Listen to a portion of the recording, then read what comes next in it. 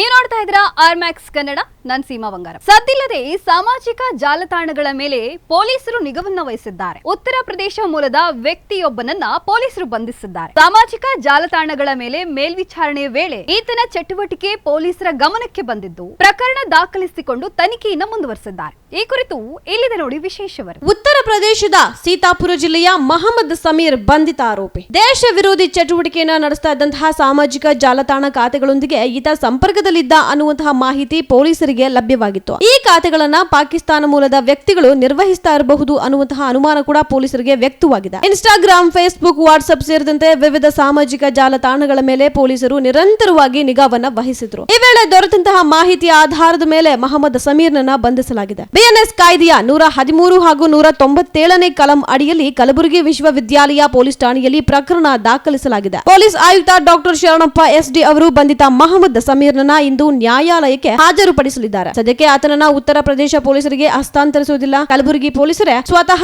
ತನಿಖೆಯನ್ನ ಮುಂದುವರಿಸಲಿದ್ದಾರೆ. ಸಮೀರ್ ಜೊತೆಗೆ ಮಹಮ್ಮದ್ ಸಲ್ಮಾನ್ ಅನ್ನುವಂತಹ ಮತ್ತೊಬ್ಬ ವ್ಯಕ್ತಿಯ ಮೇಲೂ ಕೂಡ ಪೊಲೀಸರು ನಿಗಾವನ್ನ ವಹಿಸಿದ್ರು. ಆದ್ರೆ ಆತನ ವಿರುದ್ಧ ಯಾವುದೇ ಅನುಮಾನಾಸ್ಪದ ಚಟುವಟಿಕೆ ಕಂಡು ಬಂದಿಲ್ಲ ಅಂತ ಪೊಲೀಸ್ ಆಯುಕ್ತರು ತಿಳಿಸಿದ್ದಾರೆ. ಅವನ ಡಿಜಿಟಲ್ ಫುಟ್ ಪ್ರಿಂಟ್ಸ್ ಇದೆ, ಮೊಬೈಲ್ ಫೋನ್ ಏನು ವಶಕ್ಕೆ ಪಡ್ಕೊಂಡಿದ್ದೀವಿ, ಅದನ್ನು ಕೂಡ ಫೋರೆನ್ಸಿಕ್ ಅನಾಲಿಸಿಸ್ ಮಾಡಿ ಹೆಚ್ಚಿನ ಸಾಕ್ಷ್ಯಾಧಾರಗಳನ್ನು ನಾವು ಒಳಪಡಿಸಬೇಕಾಗುತ್ತೆ. ಈಗ ತಿಳಿದಿರೋ ಪ್ರಕಾರ ಒಂದೇನು ಸೋಷಿಯಲ್ ಮೀಡಿಯಾ ಆಕ್ಟಿವಿಟಿ ಇದೆ, ಅದನ್ನು ಬಿಟ್ಟು ಬೇರೆ ಯಾವುದು ಆಕ್ಟಿವಿಟಿ ಇಲ್ಲಿವರೆಗೆ ಕಂಡು ಬಂದಿಲ್ಲ.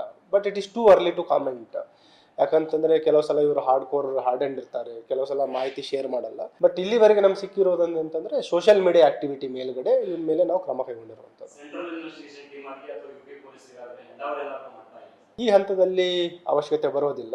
ಯಾಕಂದ್ರೆ ನಾವು ಇಲ್ಲೇ ಸ್ಥಳೀಯವಾಗಿ ಅವನನ್ನ ಬಂಧನ ಮಾಡಿದ್ವಿ. ಒಂದ್ ವೇಳೆ ಅವ್ರೇನಾದ್ರೂ ಅಲ್ಲಿ ಪ್ರತ್ಯೇಕವಾಗಿ ಪ್ರಕರಣ ಏನಾದ್ರು ದಾಖಲು ಮಾಡ್ಕೊಂಡು ಅವ್ನ ಕಸ್ಟಡಿ ಕೇಳಿದ್ರೆ ಆಮೇಲೆ ನಾವು ಅವ್ರಿಗೆ ಸಹಕಾರ ಮಾಡ್ತೀವಿ. ಅನ್ಮ್ಯಾರಿಡ್ ಇದ್ದಾನೆ, ಅವನು ಒಬ್ಬನೇ ಇದ್ದಾನೆ. ಕಳೆದ 8 ತಿಂಗಳಿಂದ 1 ವರ್ಷ ಆಯ್ತು. ಕನ್ಫರ್ಮ್ ಆಗಿದೆ ಅವನು ಯುಪಿ ಏನು ಸದರ್ಪುರ್ ಗ್ರಾಮ ಮತ್ತು ಸೀತಾಪುರ್ ಜಿಲ್ಲೆ ಇದೆ. ಈ ಹಂತದಲ್ಲಿ ಹೇಳೋದು ಬೇಡ.